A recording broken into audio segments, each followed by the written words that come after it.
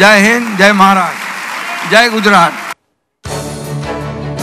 एकनाथ शिंदेंकडून जय गुजरातची घोषणा. पुण्यातील कार्यक्रमात जय गुजरातचा नारा दिल्यानं विरोधकांचं शिंदेंवर टीकास्त्र.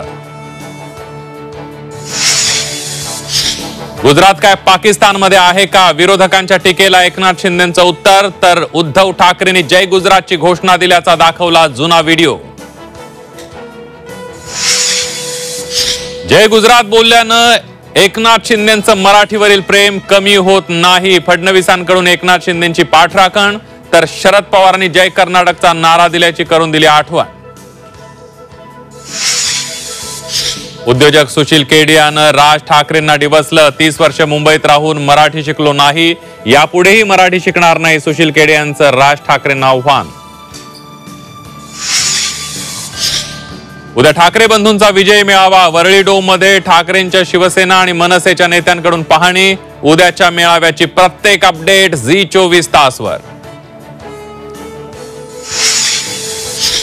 उद्याच्या ठाकरे बंधूंच्या विजय मेळाव्याची नवी निमंत्रण पत्रिका. कोणताही अजेंडा नाही, फक्त मराठीचा झेंडा असल्याचा निमंत्रण पत्रिकेत उल्लेख.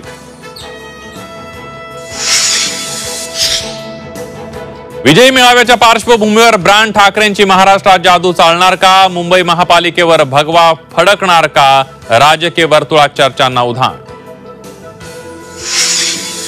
गुणरत्न सदावर्तेंना मनसैनिकांकडून फोनवरून शिवीगाळ करत धमकी.